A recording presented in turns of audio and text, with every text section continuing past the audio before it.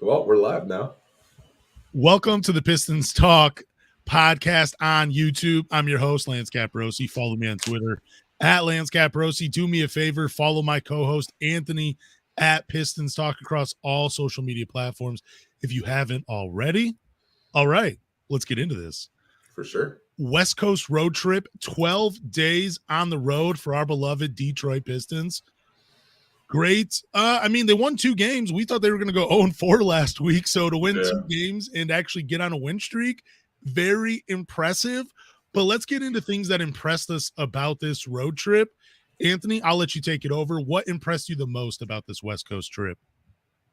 The emergence of Kevin Knox. Mm-hmm. What did I say in the summer that I wouldn't be surprised if Kevin Knox threatened Hamidou Diallo's minutes? Yeah, you were right. And Kevin Knox showed up when the team needed him. They needed someone to score, and Kevin Knox said, all right, hold my beer. I got this. Bro, that Utah game, it's like, I think the last time he scored 20 points was like 2019 when he got drafted by the Knicks. And he just seems like, he seems more confident now because he knows that Casey can't rip him out because everyone's hurt. Yeah. So I think in the back of your mind, when you're a player and you know you're getting playing time, you play more relaxed, you're more comfortable in that setting. Like Kevin Knox and Killian Hayes, to me, were probably the stars of this West Coast trip, in my opinion. Yeah, let me just say real quick before we get into who impressed us, I want to say that I was most impressed with by the Pistons, how they responded to all the injuries, how all the guys like Kevin Knox, Hami, Killian Hayes, Jaden Ivey, Magruder got a start in there. Guys just stepped up when the team needed them, and they stepped up in a big way. I was just really impressed with that because it's easy, when you're out without Cade, you're without Saddiq Bey, Isaiah Stewart's not there. It'd be easy for you to throw in the towel and just say, look, we're going to be on the road. It's going to be a hard-fought 12 days. We're going to be doing a lot of losing. But we'll get through it. It's easy just to give up when you lose your star players. In the Pistons, they responded in a very positive way. Very impressed with that. Outside of Killian Hayes, though, I was very impressed with Kevin Knox. Just like I said earlier, man, just the guy stepped up. Pistons needed some offense. Kevin Knox said, here you go. I can do that. Marvin Bagley, though, had to be impressed with him. Killian Hayes, though, also impressed. Who else were you impressed with? I thought Jalen Duren was pretty impressive. I felt like we talk about Jalen Duren all the time of how physical he is as just a player, but I think what was really on display during this West Coast trip was the passing. Like I saw a lot of passes or, passing attempts where I was like, whoa. He's making like some really nice reads. He had one last night where I think he found livers on a basket cut and like the pass was just perfect. Like, I was like, man, like, no one's talking about him as a passer. Like, I know we look at him just blocking shots and almost injuring teammates trying to block shots or getting up for the goaltends or, setting nice screens, being a force on the offensive glass. But, man, that passing was just so encouraging as a fan because I'm like, man, if you can pull that off, like, we can start running these dribble handoff sets more effectively. Who had a better pass during the road trip? Was it Duren to Livers? Was it Bojan to Killian Hayes, that wraparound pass he had, but Killian missed it? Or that you had posted a video of Killian Hayes, that dime that he had to Hami in transition. What do you think was the best pass? Who do you think had the best pass of the road trip? I gotta throw Killian in there. I feel like Killian had a ton of dimes. Like I think he had 9 assists last night. Like, I got to put the bogey one up there, though, too. That was a really good wraparound pass, but it didn't go in. It just seems like the ball movement is – I don't want to say it's better without Cade and Ivey out there, but it seems like the ball's moving a little bit more because there's not like a quote-unquote star player to, like, get those shots or, get set to their spots. This seems like kind of like how we were talking about the Utah Jazz the other day. It's just no egos, ball movement, whoever gets it, gets it. So I won't even get down the road. I was just going to say, Anthony thinks the Pistons are better without Cade Cunningham. Flip it and put it out there. No, I just wanted to say too, About one of Killian Hayes' passes, it was that no look to Duran last night, and Johnny Cage and Greg Kessler were just talking about it a ton. Where Greg Kessler was like, he was looking at you, Johnny, and then he just made the pass. Don't know how Duran held on to that pass because it was just a rocket. But I wanted to bring up Johnny Kane real quick, dude. I looked up Ronnie Magruder's nickname last night, and it is not what Johnny Kane was calling him. I'm sorry to change the subject, but you got me like I was just thinking of all the passing last night, then thinking about the way Johnny Kane was talking about that pass with Greg Kessler from Killian Hayes, and then it just got me thinking. Johnny Kane kept calling Ronnie Magruder Big Rod. That's not his nickname. I don't know where that came from. I don't want to know. It's one of the. I looked his nickname up. Do you know what Ronnie Magruder's nickname is? No, what's his nickname? It's the Scavenger. Weird nickname, not great, but Big Rod. I don't know. Kind of weird from Johnny Kane. Just calling him. I don't know. We're gonna have to ask Ronnie Magruder which nickname he likes better: the Scavenger or Big Rod. Sorry, I didn't mean to change the topic. No, dude, you're fine. Like a couple weeks ago when George Blaha was out because he was calling a Michigan State game, he called him Big Rod. I'm like, okay, maybe it was just a mix-up, you know? Yeah. But he called him that again, and I'm thinking, I'm like, Johnny Kane's not a short guy. Like Ronnie Magruder's maybe got like an inch or two on him. Pause. Yeah, we can move on, dude. I'm done. I'm not touching this anymore. Either way, Johnny Kane just coming up with some clever nicknames for some Detroit Pistons. But we can move on to news. We have the Wizards, the Clippers, and the Mavericks. They're all teams interested in Saddiq Bey. This comes from, is it Amico Hoops? Is that how you say that name? Amico or? Yeah, Sam Amico, I believe. I didn't know how to pronounce his last name. But anyways, Sam Amico Hoops on Twitter. I'll be honest with you, with the Clippers and the Mavericks, I am not interested in either of their players that much. I'm more interested in like Josh Green and Jaden Hardy from the Dallas Mavericks. Let's just go through the teams real quick. Let's start with Dallas. Is there anybody on this team that you are interested in for Saddiq Bey? How about Luka? No, well, yeah. I know it's like half of the comment section when I made that graphic. Like, well, yeah, give us Luka, we'll give you Sadiq. Yeah. We were talking before we did go live, and you kind of look at Dallas's roster, and like, you obviously don't want guys like Tim Hardaway Jr. or JaVale. Some Pistons fans might want JaVale McGee, but we were saying, like, would you do something for Christian Wood? Like, would you package Saddiq Bey? I don't know if this even works financially for them. Maybe do Saddiq Bey and Marvin Bagley for Christian Wood if Dallas threw out a first with that. To me, I think it's that would probably be the only trade I would look for Dallas that would make sense for both parties. Because I know Dallas, I should say Rick Carlisle, wanted to draft Saddiq Bey. He lost his job over it because they drafted Josh Green. Every team on this list had a chance to draft Saddiq Bey. Isn't that funny? Oh, it's funny. The Wizards, they drafted Denny Avdia. The Mavs drafted Josh Green. I bet you half of the people watching this don't even know who Josh Green is because that's how much he plays. The Clippers, obviously they were in the 3-team trade with the Pistons and the Nets.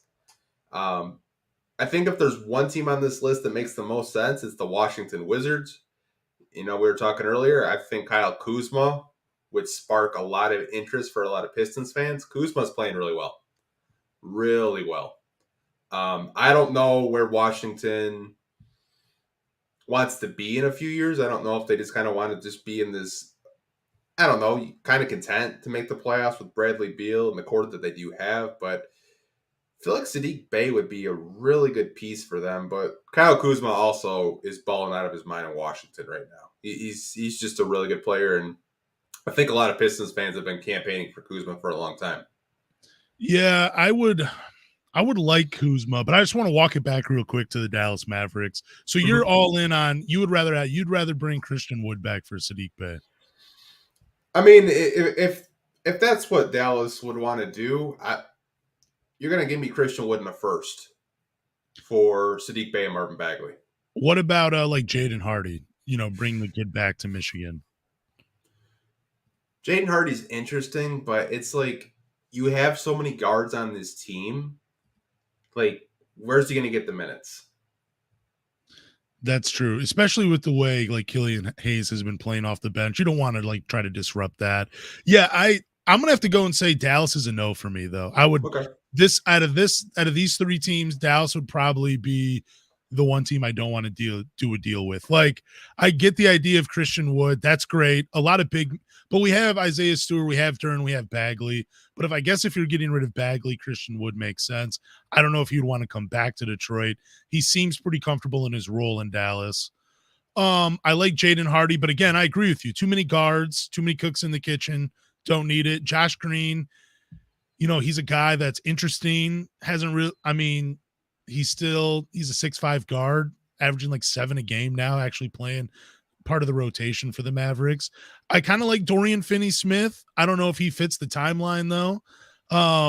And yeah, I guess I like Reggie Bullock too, but those are guys that I would rather have on the team if the Pistons were in a better position to compete, because I think they could help you out that way. But yeah, really nothing really catches my eye from Dallas, so I'd have to pass Yeah. I Dallas. mean, like, I'm basically forcing, like, if I were to if you're telling me I can only trade with Dallas, that's the best package I can come up with. Mm-hmm. Like, No, I get it. no disrespect to their team, but the way they've built it, they have a bunch of guys that they have role players. It's just Luka Doncic and a bunch of role players. Like, there's not a secondary star in Dallas. There's not a young, exciting player that I was like, you know what? If he came to Detroit, got more playing time, he might be something. I just don't see that with their roster. And they're drafting guys that aren't like even as good as Saddiq Bey. They're drafting guys that they hope that they can develop to play like Saddiq Bey when you could just go for the NBA ready player right out of the draft. But Dallas overthinks it too much. But let's talk about the Clippers though. Let's say this is the only team you can trade for. I'm looking at the team. Some of the guys that I'm intrigued by, Moses Brown and Musa Diabate, both 6'11", both fantastic athletes. The only problem is, again, you got a lot of depth up front, and I don't really need any more big men. I mean, I guess with the injuries, it shows it's nice to have depth, but we got Nerlens Noel, so I'm not really. And Kevin Knox, he can play the 5 in a pinch. But outside of like Moses Brown and Musa Diabate, I kind of like Terrence Mann because as we were talking about Bruce Brown last week, I believe these two are like really good friends too. But yeah, again, there's nothing really interesting though from the Clippers. I'd have to pass as well. But what about you? What do you like from the Clippers? The only player that I look at that I think the Pistons may be interested in is Norman Powell, because you have that Dwayne Casey connection. Yeah. And Norman Powell is a very good scoring small forward, but he's making 16 million. So you're gonna have to probably match something in there. Your two highest paid players are, I believe, Bojan and Marvin Bagley, and then you got Alec Burks in the well. Like, you'd have to work something out with them and with those players. But I mean, outside of Powell, no, I don't really want anybody. I feel like they have some pieces, but not enough for me to be like, yeah, let's pull the trigger on a trade. Would you be upset if they got Brandon Boston Jr. back in a trade? I mean, I guess my point is that you look at some of these young guys like Brandon Boston Jr., Jason Preston. I'll even throw Musa Diabate in there. And it's, dude, they're not sexy names, man. Like, don't wow you at all. I would rather just run with Saddiq Bey than any of these young guys. yeah, I mean, like Robert Covington, like that doesn't really excite you because he's 31 and he can't shoot. Um, I mean, Terrence Mann has kind of fallen off a cliff. Like last year, he was like lighting it up. This year, it's just like confidence isn't there. I doubt the Clippers would want to trade Zubac because I feel like Zubac is a very big piece for them, and they would probably. You're probably getting crazy, and you're throwing Isaiah Stewart in there. Like, you know what I mean? Like, Yeah. they would want someone basically of equal value. But I think the Clippers are just a team where like their window is championship or bust right now, Yep. and it reflects it on their salary cap because you got Kawhi Leonard, You have Paul George, you have John Wall, Reggie Jackson, Luke Kennard, Marcus Morris Sr. Like they're just a win now team. They don't really have a lot of contracts that are friendly. So and you don't want to tie up your books for this season on making a bad trade. I think Washington to me, and we're going to get into it next, makes a whole lot of sense. Oh yeah, we're going to talk about Washington, but real quick, did you know that Kawhi Leonard has only played 5 games this year out of 22 possible? Holy crap! For fun, I'm just looking up his numbers, and he's only played 5 games. That is wow. That is, dude. Someone needs to tell him to play, dude. There's something. Is he really that hurt? That's what I want to know. But let's get into Washington. So. We got Kyle Kuzma. He's honestly the most interesting player. Rui Hachimura, that's a guy that I really like as well. I like Corey Kispert just because he can be a sniper from outside. He can rebound the ball a little bit. Yeah, but again, I'm not Daniel Gafford, another one of those guys. But again, big man depth we have up front. So those would probably be the 3 names I'm the most interested in from the Washington Wizards. But what about you? I think this is really hard because, like, I don't really know what the direction is for this team because, like, obviously we're talking a couple weeks ago about a 2 big man lineup and, you know, Stewart and Duren. Like, if we feel like that's going to be, you know, your 4-5 going forward, then yeah, you look at kind of the centers on their roster. Like a Vernon Carey Jr., who was a, you know, really high recruit out of Duke, you're probably going to say no. Daniel Gafford to me is just, I think Pistons fans, if they saw him play, they would get hyped because he's just so tough as a player and he will just go up and dunk it. He doesn't care. Like, I remember him and Thomas Bryant in Washington was that 1-2 punch. Daniel Gafford was, every time we would play Washington, he would just shit on us. Like, I was like, dude, I want Daniel Gafford on my team. But you look at his contract, he's making less than $2 million. So, I mean, he's still on a rookie deal and he's only 24. He's 6'9", 230 pounds. So, I mean, that's a guy that I think is really interesting. You mentioned Rui Hachimura. I think Hachimura is interesting. I think he's developed a lot over the past couple of years. I think Hachimura and Kyle Kuzma are the 2 names that Pistons fans would probably zero in on the most. Kyle Kuzma, one, because he's from Michigan, and he's just been balling out. Shout out to Flint. Like, he is just balling out right now. I think he's probably having a career year with Washington. And Rui Hachimura was a really high lottery pick from a few years ago that I'm sure some Pistons fans would want to take a chance on. But I feel like those are the 2 names that make the most sense to me personally. I don't know about you. Yeah, I mean, I like Kyle Kuzma.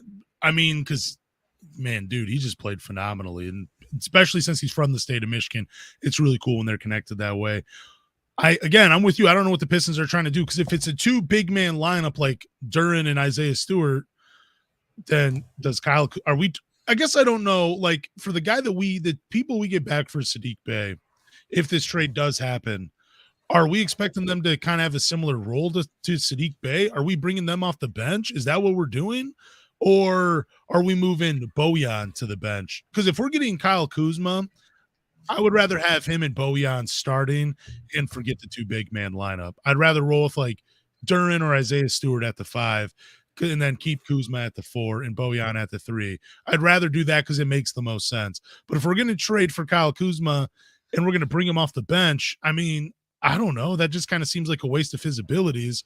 But on the other hand, if we're trading for Rui Hachimura, I like him to come off the bench because I think he can play either guard spot, but also he's good at playing without the ball. Like he's the opposite of Saddiq Bey. He doesn't need the ball to be effective.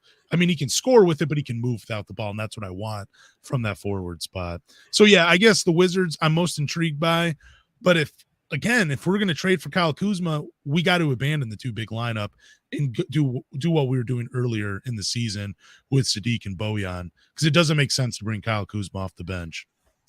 Yeah, it doesn't. And this is what is so unique about trades. Like, we're trying to analyze, okay, like if we trade Sadiq, what are we trying to do? And I would say 9 times out of 10, when you have that thought process, it usually doesn't happen, right? Like Yeah. I think of a Pistons trade from a few years ago. It was under the Van Gundy era. Well, we traded for Tobias Harris, right? We traded Ersan Ilyasova, who was a rotational piece, and a injured Brandon Jennings coming back from an Achilles tear. Like, trades happen all the time that we don't hear about. And, at the time, Tobias Harris was an up and coming player in the league, and a lot of people are really high on that trade. They thought the Pistons won that trade.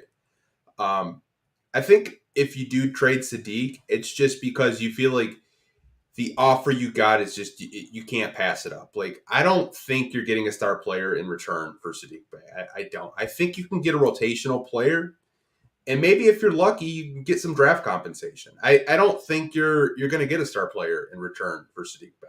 I think a lot of Pistons fans think that Saddiq Bey's value is higher than it is, and like I said this last week, Pistons fans do this all the time.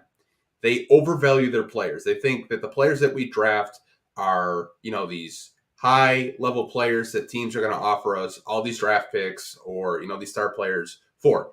I think at the end of the day, what Saddiq Bey's value right now is you're either getting a starter in return, you're getting draft capital, or maybe, you match salaries with another player and you upgrade at that forward position. I don't think you're going to get that much in return for him because you have to remember he's still on a rookie contract. So he's probably going to have to be traded with somebody else. It's not just going to be, Saddiq Bey for, said player. Like, you could do Saddiq Bey for Rui Hachimura, but that doesn't really move the needle, I think, for either team. I think when teams come out of a trade, they want to feel like that, they've won the trade. I mean, if you're just doing player A for player B, it just doesn't make sense for either party. What do you think? I mean, is Kyle Kuzma, is he too much? Do you think he's too much of a player for Saddiq Bey if the trade package was centered around Saddiq Bey? Like, is Kyle Kuzma too good of a player for Saddiq Bey alone to net you? Yeah, I think if you really wanted Kyle Kuzma, I think Washington would probably want draft compensation, or they want another young player or a rotational piece, because we're talking before the pod. I mean, they're a playoff team right now. They're the 7th seed. And maybe they want Marvin Bagley. Maybe they want Bojan. Maybe they want an Alec Burks. You're going to have to throw in something more than just Saddiq Bey for Kyle Kuzma, because at the end of the day, Washington wants to compete for the playoffs. And if you're not trying to help them compete for the playoffs, I think Saddiq Bey for Kyle Kuzma, they're hanging up the phone in 2 seconds. What would you say to people, though, that are like, look, you guys are talking about Kyle Kuzma, bringing him to the Pistons, but he's only shooting 30% from the three-point line. What else does he bring? Even talking about Rui Hachimura, like, what do these two bring to the team, and why do we want them on the team versus someone like Saddiq Bey? I mean, I get the 20-8 in 3 from Kyle Kuzma, but he is only shooting 30% from 3. What does he bring to a team where you would be willing to give up Saddiq Bey for him? For me, Kuzma is a 3-level scorer. Even though he is shooting, 30% from 3, he's a proven player that produces. He's a player that I think could play with Bojan. They could play off each other. And I think that's something that Sadiq has struggled with so far this year. I think Kuzma, to me, makes so much sense for the Pistons that I think it would make them a better team instantly. I think if you had, let's say, Cade and Jaden Ivey are healthy, I mean, you got another 20-point-a-game scorer in your rotation, including Bojan and Cade and Jaden Ivey and Kyle Kuzma. So Kuzma makes a whole lot of sense. For Rui Hachimura, though, that's interesting. I think Rui still needs maybe another year or two until you know what he is. He is only 24. I do think he's an interesting forward, but I think you could just trade Sadiq for Rui Hachimura straight up, because I think their trade value is pretty equal. I was going to say the biggest thing that I think Kyle Kuzma and Rui Hachimura have over Saddiq Bey is adaptability. And because Kyle Kuzma, he's played for a handful of teams already. He's played many different roles. He had to wear many different hats, when he was with the Lakers, and now when he's with the Wizards. And Rui Hachimura, kind of the same thing where, he was drafted, I believe, in the lottery, kind of meant to be like the guy for the Wizards along with Bradley Beal, but now he's taking a secondary role and kind of just doing whatever the team needs of him. I like those Swiss Army knife type players, those guys that have to adapt to their surroundings and try to find success. I mean, I'm sure Saddiq Bey can do it, but I've seen it from these two already in their, in their careers. So that's something that I think they have over Saddiq Bey is just that ability to adapt to a new environment and, succeed in it. So we'll see. Yeah, I mean, there could be players on here that we don't even know are available, or teams for that matter, like Wizards, Mav, and Clippers. I mean, what if Indiana's interested? I mean, Indiana's having a hell of a year right now. I mean, we could pull up Indiana's roster. I'm sure they have some young players. They're a rebuilding team, like much like the Pistons, but they're a 4 seed right now. Like that's crazy. I mean, like you have Halliburton, you have Benedict Mathurin, Miles Turner. I mean, they have some players that are interesting. What if we just wake up tomorrow and the Pistons have traded for Kawhi Leonard? You just wake up and it's like, breaking news, Saddiq Bey traded to the Clippers for Kawhi Leonard. You're just like, what the hell happened? It'd be nuts. That's what it would. Let's talk about this second piece of news. It's Tom Gorse. He's optimistic with the Pistons right now. There was an article written by Mike Curtis of the Detroit News, and yeah, we actually picked this up from Yardbarker, and it's pretty interesting. Tom Gore says we're growing. Right now, we have an amazing core group and a lot of confidence. We're better than our record is. We're much better than that, and I like the way that this team has a lot of heart. I feel great about it. Dwayne's doing good work. Troy continues to think about growth and everything, so I feel great about it. Seems like a very Tom Gore's answer. I really don't know what people were expecting the owner of the Detroit Pistons to say. I mean, even if Dwayne Casey was doing a bad job, I don't think he would admit it. But let's talk a little bit about Tom Gores. Are you surprised he's been so patient with the young Pistons? I am, because ever since he's bought the team, he's all about winning. Like it's surprising to me that he's this patient. Like I would have thought we're going into, I think this is the third year of rebuilding. I think a lot of fans assumed that after year 3 would be more competitive, would be a playoff team, would be a play-in team at least. I am actually proud of him for, sitting back and letting Dwayne Casey and Troy Weaver, just do their job. Because remember when we blew up half our team and just ruined our salary cap for Blake Griffin? Yep. Like, I know it's a matter of time before he kind of gets impatient, but I'm proud that he's just letting Troy Weaver, do the best that he can with what he's given. Yeah, I had said this before to someone. I'm like, Tom Gores feels like the type of owner that even though he says all the right things, he could tell like Troy Weaver, like, yeah, man, you're going to have control of the team. What you want is what's going to happen. You get full control. But Troy Weaver always felt like to me as an owner that if he wanted someone on this team, he would step in and say, no, hey, I don't care what you're working on or what your direction is. I want that guy. Go out and get him at all costs just so we can get. That's what it felt like from, at least in my, that's what my opinion of Tom Gores was. Because I felt like when he basically dismantled that one Pistons team and traded for Blake Griffin, that was the writing on the wall for me, where I'm like, oh yeah, like I've watched Blake Griffin. I know he's not this player anymore. I like the direction that the Pistons are going. But Tom Gores says, whoa, Blake Griffin, he's available. He's going to put people in the seats. Go out and get them. I don't care what the record is. I don't care how this team is playing together. I don't care if they're gelling or they're developing. Go get Blake Griffin. And I guess what I've been most impressed with is that Tom Gores seems like he's just sitting back and letting it all play out. Like he's not forcing his hand. He's not telling Troy Weaver anything. He's just letting Troy Weaver do his thing. And that's what I've been most impressed about, because it didn't feel like Tom Gores would allow this to play out. It felt like he didn't want to rebuild. He just wanted you to go out and find guys and try to win instantly. So, yeah, more power to him for actually being patient with this team. It's probably, Troy was probably honest with them and saying, I'm going to have to tear this whole thing down because, you had Van Gundy here. He got you to the playoffs one time, maybe in 2016. Yeah. And every year after, I mean, you're knocking on the door. You couldn't get there. I think for him, getting a guy like Cade Cunningham is making him a lot of money right now.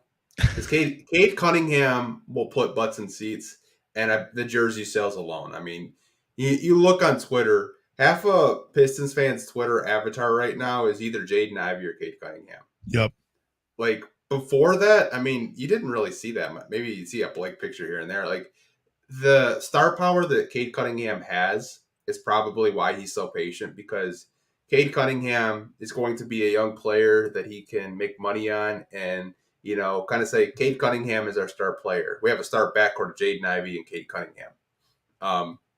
I think maybe that's why he is so patient, because Troy's just like, this is my vision. We're going to tear this down. We're going to slowly rebuild this team. We're going to stockpile talent, stockpile draft capital, and we're going to do this the right way. And I think that's why he's kind of taking a back seat and say, okay, I'll let you do your job. If it takes 3-4 years, I'm patient. And it feels like Tom Gores and really just the Pistons themselves, the whole organization is listening to the fans. Like we got Teal back, you know what I'm saying? We got new jerseys. We got Bing Sean involved. Like that right there is a lot of, just Tom Gores and the Pistons themselves saying like, yeah, look, the fans are right. We need to do something. So good look for them. But do you think this was Tom Gores learned a lesson with the Blake Griffin trade? I do, because Blake Griffin's money just came off our books last year. Like, you can make a win now move, but in the Pistons case, they weren't really a team in position to make a win now move, in my opinion. Like the Blake Griffin trade, to me, unless you think you're like a Blake Griffin away from a championship, you don't make that trade. Yep. Like the Pistons had no business even making that trade. Like they were just so desperate to make the playoffs that they tried to trade for a player that they felt that could carry this team. And, to Blake's credit, if he didn't get injured, the Pistons were a 6th seed at the time. I mean, he was having a really good season, probably the best of his career he's ever had under Dwayne Casey. But, his knees just failed him. I mean, it's you don't want to play what ifs, but, I mean, Blake did give his heart and soul to the city of Detroit.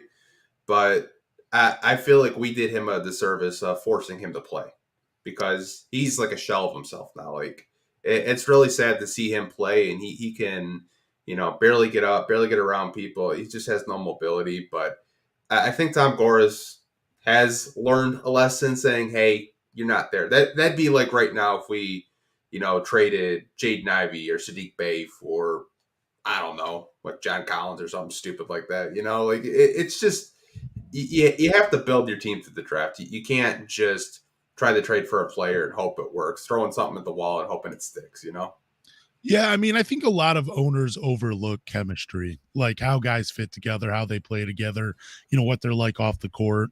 All that stuff matters to building a successful team.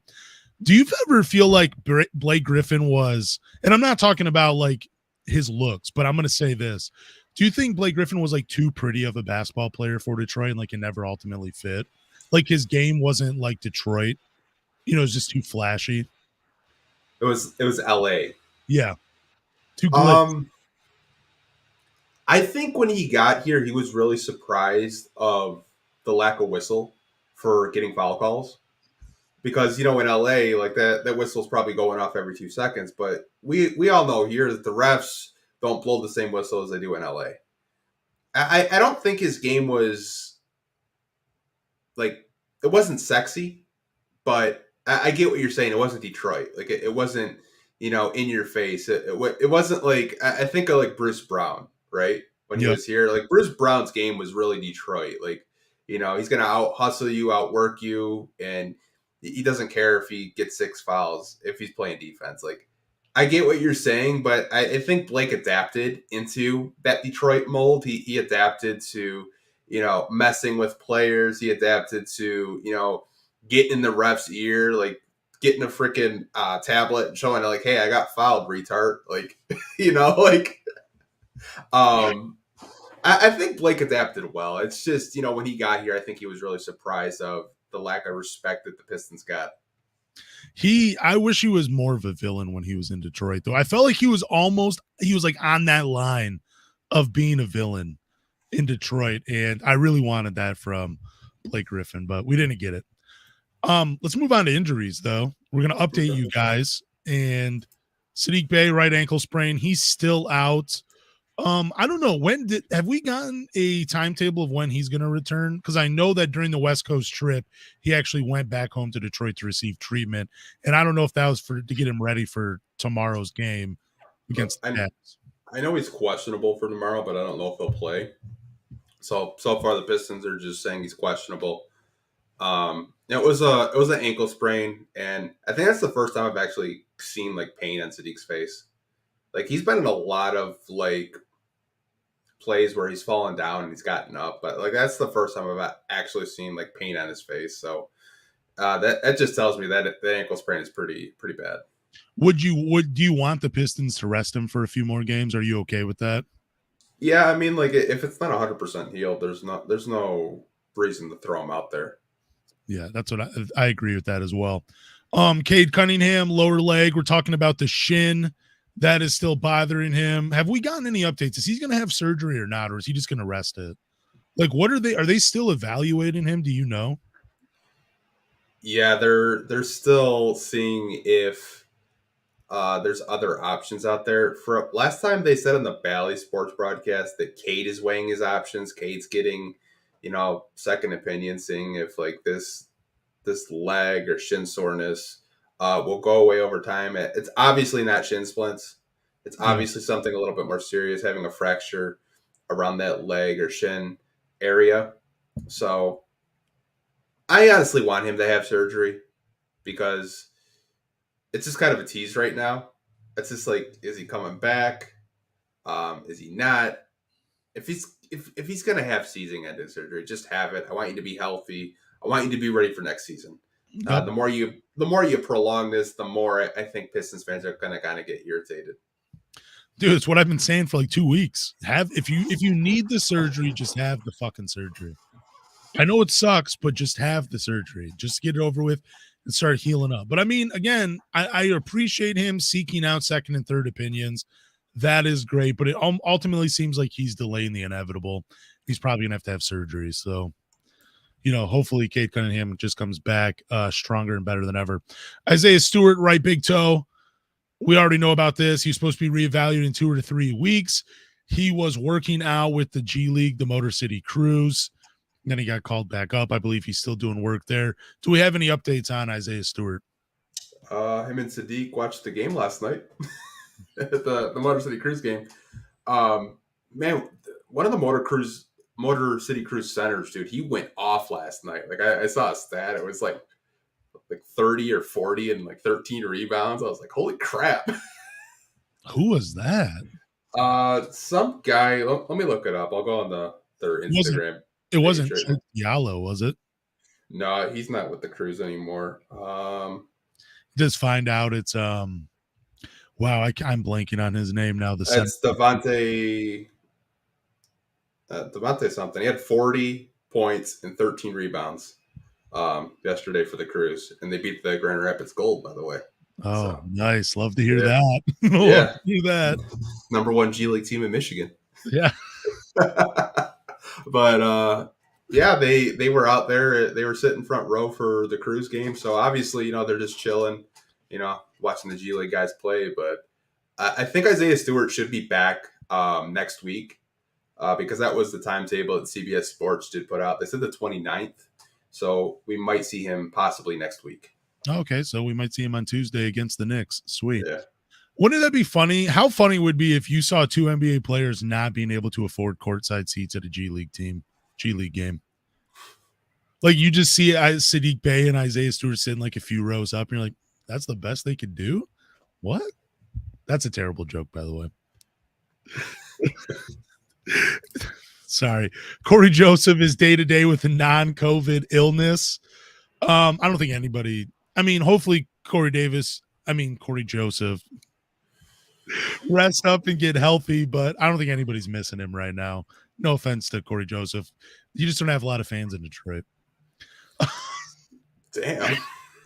Jaden Ivey, right knee soreness. He's day to day. This sucks. I hope this is my biggest fear about Jaden Ivey, that he just always has these little nagging injuries that keep him out of games. That is going to suck. That's the only thing I hate about the way he plays, is that it could lead to just these nagging injuries. But Jaden Ivey, he's out for a few days. Yeah, just day to day. Yeah, to your point, yeah, like his play style. Sometimes the way he comes on dunks, will give you anxiety. Kind of gives you like Derrick Rose, John Morant vibes a little bit. Just the way he doesn't land on like both feet. He'll land on like 1 foot, which really scary. He's gonna have to learn how to relearn how to land with 2 feet, so you don't do that. But he should be good to go for the Cavs game tomorrow. I don't see him being out long term. Maybe it was just a management day. Just needed some rest. Already happening in your rookie year, management days. Crap. We got a prima donna on our hands. Let's talk about the Bojan Bogdanovic injury. That was a nasty injury he suffered in last game when he got his ankle stepped on. And what is it? His ankle and his knee. Yeah. Those are both affected. I kind of thought the step on looked bad. But when he went to the ground, and this is what I love about Bojan. I love that he's so dramatic. Like, he deserves an Oscar sometimes for some of his performance. Yeah, it was a bad injury. I thought he had, like, his knee had separated from his body by the way he went down and instantly grabbed it and was just laying on the floor. I was expecting the worst from Bojan. That is how good he is at just acting. But, thankfully, there's just an ankle sprain and, his knee got bruised or something. So Bojan I don't think he's going to be out that long, right? I don't know. We don't really have an update. They just say day to day, but I mean, that injury was it was really hard to watch. And I'm surprised they didn't stop play, because the way that it got stepped on, not once, but twice. It was just really ugly. I know Casey just lost his shit. He got right into the ref's face right away. He was really disappointed with the officiating crew in Phoenix, that they allowed the play to keep happening. But I know you are taught to play until you hear the whistle. But I mean, that was really ugly to watch, man. Like, I hope Bojan's okay. I don't think he was acting. I mean, I've had ankle injuries, and I literally rolled my ankle and I thought I broke my foot. Like, sometimes just in the moment, like, you're in so much pain, you just don't even know. Oh, no, I've done it. I was playing basketball in a church. I went to go cross someone over, and I don't know how I stepped or whatever, but I rolled my ankle. It just swelled up instantly. I'm like, oh, cool. I broke something. Yeah, ankle sprains are no joke. But the reason the refs didn't stop play was because Bojan is always complaining to them. They're like, look, now you have a reason to complain. This is why we're not stopping it, because we don't believe you. You've cried wolf too many times. That's what happens with Bojan when he complains too much. Did you know he leads the Pistons in technical fouls? I'm honestly not shocked or surprised by that. Not at all. If you were to tell me he leads the league, I would be like, yeah, I'm not surprised at all. He should lead the league. Dude, he complains. So I would hate for my kid to be in his kid's class, because that dude is sending an email every day to the teachers, just complaining about something. That's what Bojan is. Well, that's what I was saying earlier. Like, that Detroit whistle isn't the same. I'm sure he got a lot of foul calls in Utah that he was used to. Like, when players come here, the refs just like look the other way. Like, they don't even look at the play sometimes. Like, oh, I didn't see it. Like, I could hear him like cussing at a ref saying, you didn't see that? He's like, oh no, I didn't see it. I was looking at the floor. I would love just for someone to get me like a t-shirt of his face just going, like how he makes that look to the refs when he's upset about a call. Would love that on a t-shirt or a sweatshirt. Would love it. Let's get into our one topic tonight. I think people are going to love this one. And if you're still watching and listening to us, feel free to send us in on the live YouTube right now. Rivals wonder if the Pistons shut down Cade Cunningham to land Victor Wembanyama. And this came from Bleacher Report, they're terrific journalists over there. So we're going to pull this up. This is actually written by Aaron Walsh, came out about 6 days ago. And yeah, I'm surprised. And now what really sucks is the video of Cade shooting jumpers in Sacramento. So now people are going to believe this filth. People are going to believe this article and say, wow, the Pistons are really faking Cade Cunningham's not hurt. They're just sitting him down to land Victor W. Fuck the Pistons. That's what people are going to say. So don't they already say that anyways, though? Yeah, but it hasn't been loud. Now, now it wasn't even warranted. But now when you have Cade shooting jumpers in Sacramento on a fractured shin, and now he's sitting, and yeah, it's a mess. But my question to this is, do you think Troy Weaver is trying to build his version of the Oklahoma City Thunder Big Three in Detroit? I want to kind of slow down a little bit. So the article said the Pistons are purposely tanking the land Victor, correct? Yeah. That's so fucking stupid. We're not purposely tanking. Half of our roster's injured. We've had so many injuries. Like Marvin Bagley got injured, in the preseason or the first game of the season? I think it was the preseason against OKC.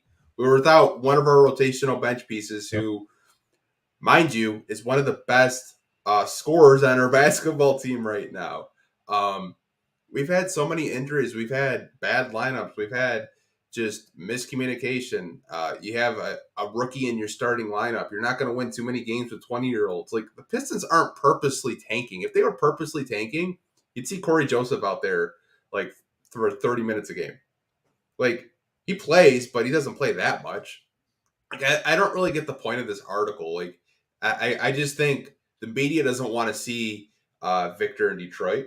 I think if the Pistons were lucky enough to land the first overall pick, I think the media would hate it personally. So, man, what was I going to say? Yeah, no, the media would hate it. Everybody would hate it if Detroit got something good. We already got Cade. It'd be great to get Victor. Well, here's what it says. It says rival executives are wondering whether the Pistons would prefer Cunningham to shut it down for the future in effort to land the number 1 overall pick in the 2023 NBA draft. You can't complain about Detroit. The only teams you can ever complain about tanking is if they do it like the 76ers did. Detroit is still actually fielding a competitive team. This team isn't just filled with two-way players or G League players like the 76ers were for, a decade when they were trying to get their franchise player. Yeah, if you're a basketball fan, you can't complain about the Pistons. Cade Cunningham's hurt. He's out. They're reevaluating his injury. Give him a break, dude. They're not purposely trying to tank. They're just being cautious with their franchise player. That's all it is. If you're getting upset by an article because of this, you're just fucking nuts, man. Yeah, the fact that Bleacher Report put that out is just nonsense. Like, even if the Pistons finished with the worst record, it doesn't guarantee them a top pick. The first, second, and third have a 14% chance of the first overall pick. Like, Pistons could, let's just say hypothetically, they have the worst record in the league. They could drop all the way to 5th. Like, they're not purposely tanking. Cade doesn't want to have surgery. He's got discomfort. He wants to see if there's something he can do that he doesn't have to have surgery. Like, for Bleacher Report to clickbait this and kind of pull that narrative that, Detroit is just trying to tank, I think it's just in bad taste from Bleacher Report. It's not, like you said, it's not like they're I don't even know why I wanted to say that they're Omar 76ers. I can't think of the other guy. Sam Hinkie. It's not like the Sam Hinkie 76ers where they were just tanking for years until they got Ben Simmons and Joel Embiid, and then they were a good team. It's not like the Oklahoma City Thunder for the past couple of seasons where they shut down SGA because they were trying to get a top pick. Yep. Like, the Pistons are actually trying to compete and trying to win games. They beat the Nuggets and the Jazz in back-to-back games. The Nuggets are a playoff team. The Jazz are the first seed in the West. They're not trying to purposely tank. They're trying to be competitive. If they're losing because they're trying to be competitive, it's because of rotations down the stretch. It's not because they're trying to purposely tank. Yeah, and they only lost by 6 to the Phoenix Suns, and they're a top 4 team in the West. So I mean, literally, like they're playing really good basketball right now. Like the first game in the West Coast trip with the Clippers, they held them to 15 points in the first quarter. Does that seem like a team that's trying to tank? Yeah, I don't know. I thought Bleacher. I didn't really want to talk about the article because I hate when we give shine to Bleacher Report, but I was so pissed off because really we're complaining about the Pistons. We're really complaining about what they're trying to do versus what we've seen in the past from other teams. Get a fucking grip. That's all I say to those people. Get a grip, and you're just throwing shit at the wall, hoping something sticks. This article was not it. But I want to ask you my original question. Do you think Troy Weaver is trying to build his version of the Oklahoma City Thunder Big Three in Detroit? Yeah, sorry about that. I got a little sidetracked No, you're good. I'm glad we were able to talk more about that before we got into the question. Well, I hear Bleacher Report. I see red. Do I think he's trying to replicate the Big Three that he had in Oklahoma City? Man, that's a tough question because all three of them are former MVPs.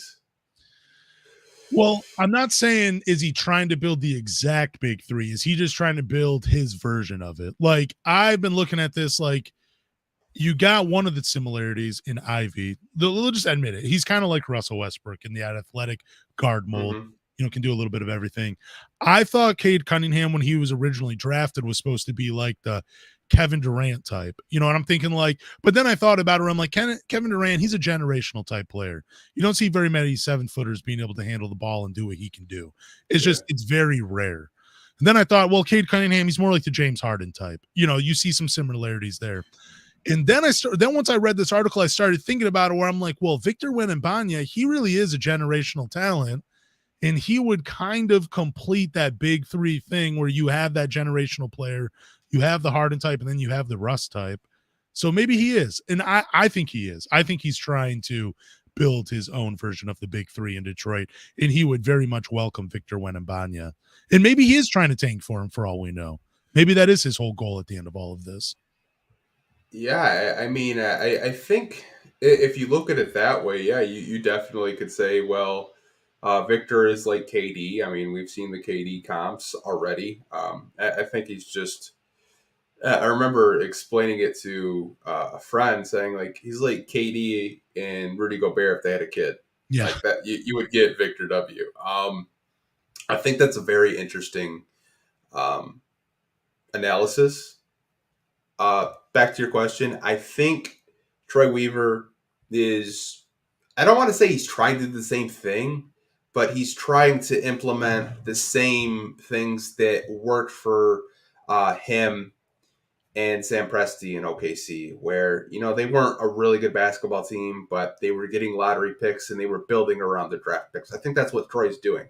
Now, if you want to say Jaden Ivey's like Russell Westbrook, okay, sure. You want to say Cade Cunningham's like Harden? Okay. If you want to say Victor could be a Kevin Durant, okay, I can see where you're coming. I mean, we have people in the comment section saying Duran's a Baca. Like that's what I had said, and that's what I'm thinking about. But this is what the other part of that I was thinking. Like, we know how Sam Presti, how it ended in Oklahoma City. Like, he didn't even have a second conversation with James Harden about the contract. He saw the number and just said, "You're out the door." There's a part of me that thinks that like Troy Weaver was like, dude, if I was leading the Oklahoma City Thunder, that would have never happened. We would have seen the evolution of Russ, Harden, and KD together in Oklahoma City if I was in charge. If I was in Troy's position when I was in Oklahoma City and I saw all three of those players and I saw the mistakes Sam Presti made, you bet your ass I would love to have the opportunity to be in that exact same scenario and show you this is how it was supposed to be done. This is how you could have kept it going. I think that there's a part of Troy Weaver that's like, dude, we had it in Oklahoma City. Sam Presti fucked it up. I'm going to show you guys how it was supposed to be done. And that's kind of the vibe I get from Troy Weaver, that he's trying to replicate Oklahoma City in Detroit and just show them, really, this is how it was supposed to be built. And this is how it was supposed to be done. This is how you keep these guys together. That's what I think he's doing. Yeah, I mean, he really hasn't had cap space to play with either. This was like the first year where he actually had real cap space to play with. And he used the cap space to get Jalen Duren. I think there's a lot of players on this roster, whether it's the Isaiah Stewarts, the role players like Isaiah Livers, trading for Hamidou Diallo. I think he's trying to implement athleticism, skilled players, niche players. I think he's just trying to get this basketball team to where they're competitive again. And I think after this season, the Pistons really want to go all in. They want to go all in on winning. They really want to make a push for the playoffs, because this would be going into year 4 or year 3 rather of just rebuilding and collecting talent. Like they have a lot of draft picks throughout the last couple of seasons. I mean, I think if you're lucky enough to get a Victor, you're lucky enough to get a Scoot Henderson, you're lucky enough to get an Amin Thompson. I think you're going to be in very good position if you're Detroit. I look at the way he's built this team, and it's just I haven't seen anything like this as a Pistons fan. I haven't seen patience. I haven't seen a GM that is okay with winning 20 games and just rebuilding this team. I grew up in the Joe Dumars era where Joe Dumars would just trade people and just try to trade Grant Hill when that wasn't really a popular decision, and everyone was pissed when we got Chucky Atkins and Ben Wallace because they didn't know who they were. Troy has done something where I just haven't seen in my lifetime as a Pistons fan, only being 30 years old. I'm sure there's a lot of older people that watch this channel that maybe they saw it during the bad boy eras when they drafted Isaiah Thomas, and they built through the draft and got their star player. But I think Troy will do whatever it's best to put this team in the position to succeed, and he's got my full support. I wanted to say too this about Troy Weaver as well. Like I'm gonna piggyback off what you were saying. What I haven't seen in Detroit, I haven't seen a GM come into Detroit with a vision and then actually put the steps in place to make that vision a reality. And that's what we're getting from Troy Weaver, man. Like it seems like the type of guy like you could barge into the room and you could say, dude, holy crap, this guy's available. This is what they want. He's like, whoa, it doesn't fit the long-term future. And you could be like, whoa, but dude, it's this guy. This guy's available. We could do a lot with this guy. And Troy's like, no, because he doesn't fit the picture. Like, that's what I like about Troy. He's a no-nonsense. You're not going to rattle whatever's going on in his head. He is just going to stick to the blueprint he has made up for himself, and he's just going to follow through with it until he sees the end result. That's what I love about Troy Weaver. And we have not had a GM working for the Pistons like this, and I don't know how long, if we ever had a GM like this. So there's a lot to be excited about in Detroit. I think not only the Pistons, but like you look at all four major sports teams. Yeah. I mean, you look at Steve Yzerman. He built the blueprint for the Tampa Bay Lightning, and they're still a playoff team. They won multiple championships. You look at Brad Holmes, what he's done with the Detroit Lions. I mean, he's acquiring draft picks, and the Lions might have a top draft pick this year because the Rams suck. Like that's freaking hilarious. And the Tigers finally get rid of Avila and they bring in a guy in Scott Harris who's very young and very smart. Like Detroit sports, they're all rebuilding at the same time, and I think it's really different because you look at all the four major sports. Like the Red Wings were always dominant, the Lions always sucked, the Tigers had good moments. They traded, half of their young guys in the farm system to be in the World Series, but they never ended up winning. I think Detroit sports is in a really unique situation right now. But back to Troy Weaver, I think we're very lucky to have him. I think he's a very good GM. He's probably the best GM in my lifetime. Even though Joe Dumars did win a championship, I think there were moves during his tenure where I kind of questioned. I questioned trading players. I questioned the big signings, Charlie Villanueva and Ben Gordon. I questioned a lot, but he did end up winning a championship in 2004. But I wouldn't be surprised if Troy Weaver gets us in the playoffs, gets us into the Eastern Conference Finals, because he's building this team the organic way. He's growing it slowly to where we can be a long-term playoff contender for years to come, not just 1 year and we're bounced out and we're rebuilding and we're in the lottery. I think the way he's doing it, he's trying to build this team for long-term success, and we just really haven't had that in a long time. Yeah, man, I love Troy Weaver. I wanted to make one comment about Joe Dumars. Do you think he found success as a GM because he had the luxury of playing against some of the players he traded for before he became a GM? Like, he was like, okay, I kind of know Chauncey. Like, I got to play against him. I got to defend him. I know what he's about. So he brings him in. He got to play against Ben Wallace. He's like, all right, I can see this guy's super underrated. I know what he's about. I could probably, do something with this. Do you think, because I felt like the beginning of Joe Dumars' tenure as a GM was so much better because he was he had just exited. He just got done playing, so he got to play against a lot of the former players he was trading for and signing. And then the later on in his tenure, it became much more difficult because he didn't have that like, hands on. How do these guys play and how do they fit? Yeah, I think I look at him in the same way I looked at Pete Carroll in Seattle because stay with me because I'll kind of explain like where I'm going with this. So to your point, Joe Dumars did play in the NBA for a long time. He played against guys like Ben Wallace. He played against guys, I believe, like Chauncey Billups. He looked at guys like Richard Hamilton. Played with Jerry Stackhouse, I believe. I'm not 100% sure if he did or not.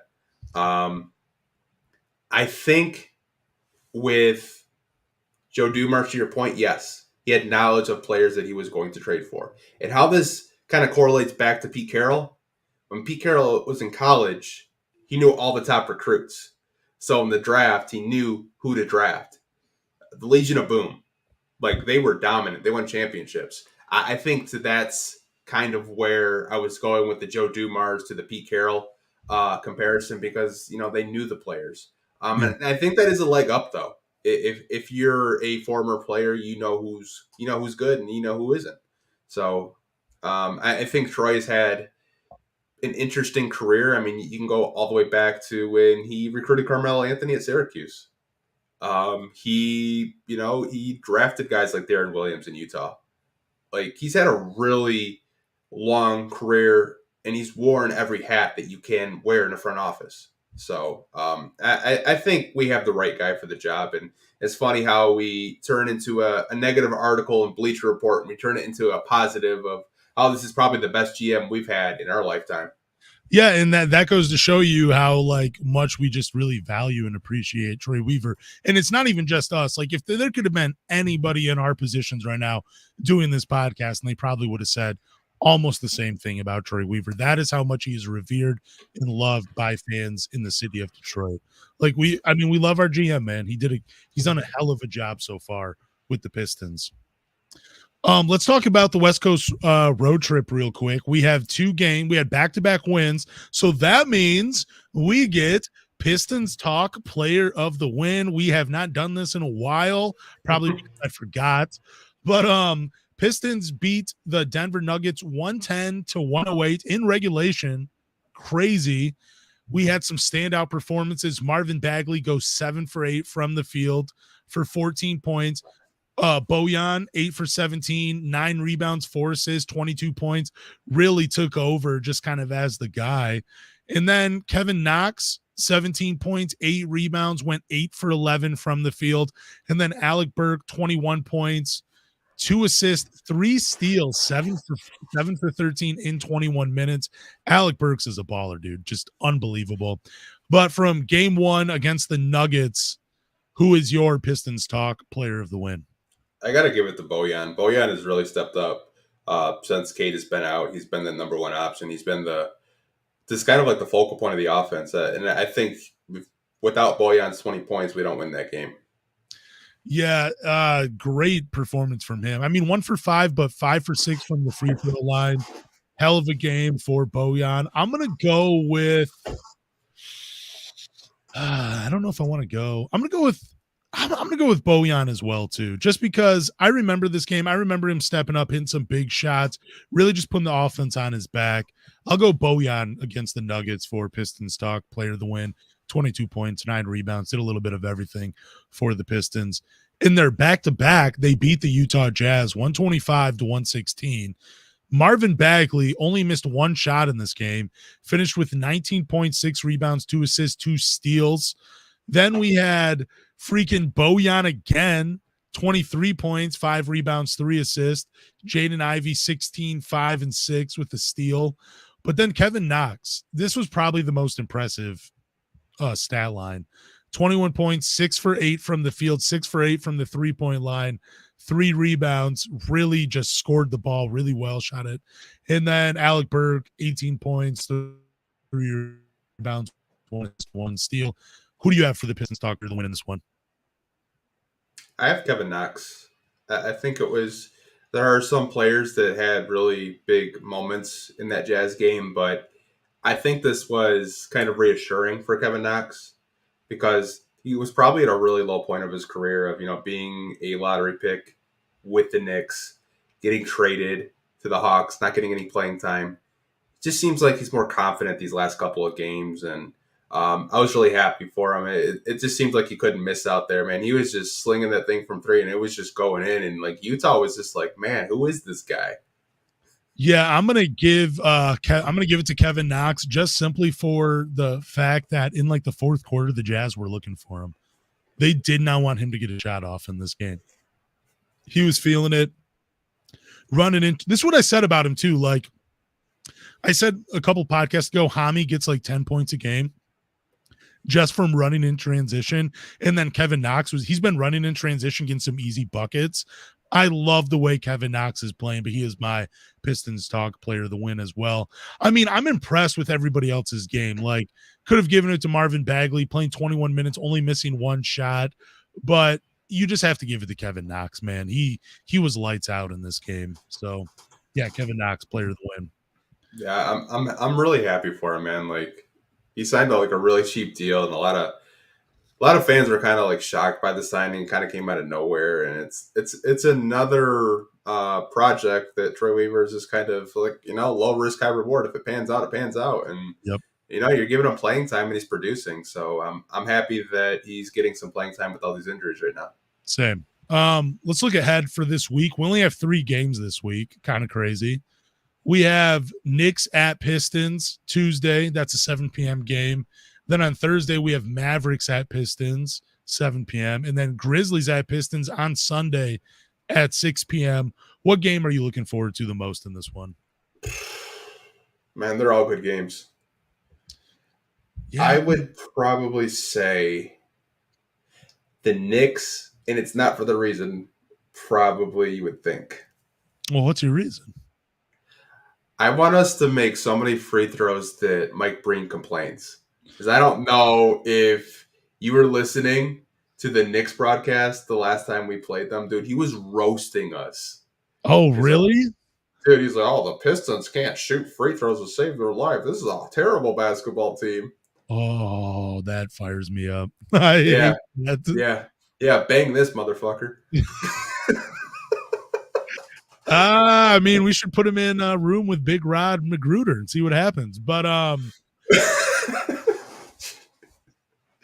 so I'm not looking forward to the Knicks and Pistons games. I love Mitchell Robinson, but he's been terrible this year. I kind of want to see Derrick Rose, but I was more interested in Cade Cunningham versus Luka. Probably not going to get that. That's one of my favorite matchups. So Grizzlies versus the Pistons. Is John Morant, is he healthy? Is he going to be in this game? Do we know? Does anybody know? I can look up his availability. Because I know he's been hurt a little bit, and John Concar has been getting some minutes. Yeah, I could look up John Morant's injury. He should be good to go. Let's see. Because if John Morant's healthy, this is the game I'm looking forward to the most.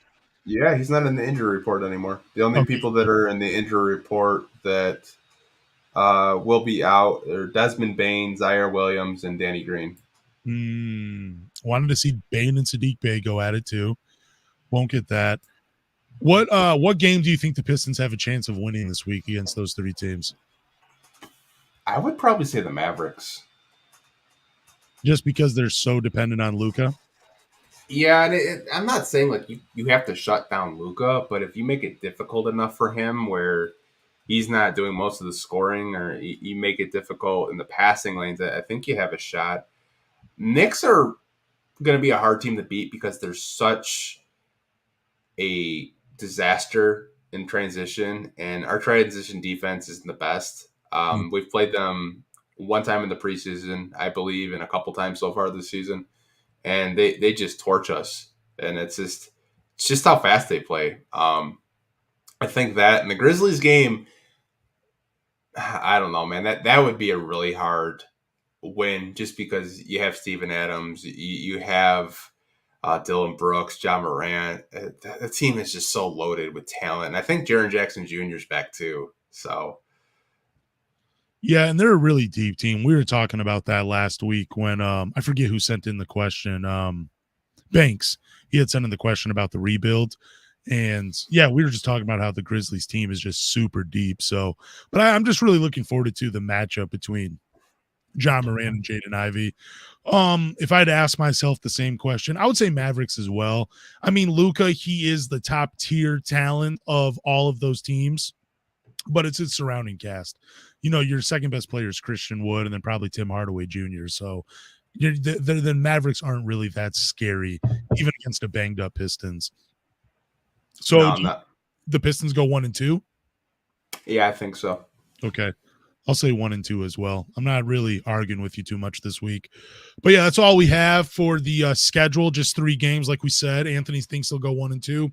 I think they'll go 1-2. We both agreed that Pistons' best shot at a win this week is against the Dallas Mavericks. Anthony's looking forward to the Knicks. I'm looking forward to the Grizzlies.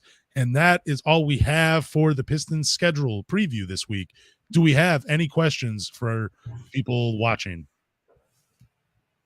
Yeah, we do. I started a couple. Some of them are questions, some of them are statements, but I feel like we can talk about them. Now, this came from John Buck when we first started the podcast over an hour ago. And I've been seeing a lot of this from Golden State because they're not really playing that well. I feel like they still have a championship window. John Buck typed, I read somewhere mentioned that Bey and Magruder for Kuminga. Now, my question to you, Lance, is would you be interested in a Saddiq Bey trade for Ronnie Magruder and for Kuminga? Saddiq Bey and Magruder for Kuminga. Yeah, actually, I'd be really interested in it. I do like Jonathan Kuminga. I think the Warriors might be one of the worst destinations for him because he has such a short leash. With Detroit, he's going to be allowed to play through some of those mistakes. And I think he just needs to go to a place where he can be a little bit more relaxed, you know, play with a longer leash, allowed to play through some of those mistakes, you know, go get some G League assignments, then come right back up to the NBA. Yeah, I would not mind a trade for Jonathan Kuminga. I would hate to see Saddiq Bey go, but if I wasn't able to get like a first-round pick or a Kyle Kuzma level player or even a Rui Hachimura, I would love to take a chance on a Jonathan Kuminga. You know, bring the cum bucket to Detroit. That's what I want to see. I was gonna say, man, don't let Johnny Kane call that game. Oh, big rod and cum bucket for Johnny Kane. Yeah, why not? I don't think he would say. I don't think anyone in the Bally Sports Detroit broadcast would say that. Like if the cameras were on, they would probably lose their jobs. Shout out to Johnny Kane though, dude. He's done a hell of a job, just covering for George. I would be so tempted to make that joke on national TV. Would be so, like, job or not, I would be so tempted to make that joke. That's such an NBA Twitter joke. Like, it is. Okay, these are more Saddiq Bey. When we were talking about the Saddiq Bey trade rumors. Now, I have heard this player a lot that the Pistons are interested in. He plays for the Cleveland Cavaliers. Would you trade Caris LeVert for Saddiq Bey? Oh, man, I'm going to go. Damn, this is tough. I would trade Saddiq Bey for Caris LeVert if you could guarantee me 70 games a year from Caris LeVert. Dude, if you can't guarantee me that, then no, I would rather roll with Saddiq Bey. My biggest problem is Caris LeVert is always hurt. Like, great talent, phenomenal, but he's even banged up right now with another ankle injury, which is just crazy. The NBA should really look into changing their courts from turf to the real stuff because these ankle injuries are crazy. But that's another terrible football joke, by the way. No, I would for Caris LeVert, I would do it for the talents of Caris LeVert, but not for Caris LeVert himself because he's always hurt. I'd rather roll with Saddiq Bey. All right, well, we have a couple more players for the Saddiq Bey topics. I'd like to, keep it going along now. This one's actually interesting. He has had injuries. He's a wing that I'm actually kind of intrigued with if he can stay healthy, and that'd be Jonathan Isaac from the Orlando Magic. Yes, and I was hoping you guys were going to say Bol, but I'm glad you guys said Jonathan Isaac. Yeah, I honestly love Jonathan Isaac. Like 6'11", can defend 1 through 5. He's not the best offensively, but again, Give me a guy that can just play off of Cade and Jaden Ivey, a guy that can cut to the basket, run in transition, hit occasional open shot. But my biggest gripe about Saddiq Bey is when he's not hitting shots, he disappears. With a guy like Jonathan Isaac, if he's not hitting a shot, and as long as he's healthy, he can still make a difference for you on, playing. Like, he's a good defender. Like, he can help you that way. So as long as Jonathan Isaac's healthy, yeah, I would take him. I would trade Saddiq Bey for Jonathan Isaac. Yeah, I don't know if the Magic would, because I feel that was a really high draft pick for them, like a really high draft pick. Obviously, they're much like the Pistons. They're rebuilding. They'll probably be in the lottery race with the Pistons this season. But if that trade did become available, that's a player that I would look at as a potential. Like we talked about, you're either getting a rotational piece, a young player, or a draft pick. To me, he's a rotational piece and a young player. I think it's interesting, though, if that did become available. His last healthy year in the NBA, and I'm saying healthy, he only played 34 games. This was 2019-2020. He averaged 12 points, 7 rebounds, 1 assist, 2 steals, 2 blocks in 28 minutes per game. Yeah, I would. He's been out, though, the past 2 years with an ACL injury, so who knows? But, yeah, I would definitely take Jonathan Isaac. All right, well, we do have a couple more. Would you trade Bey for this player?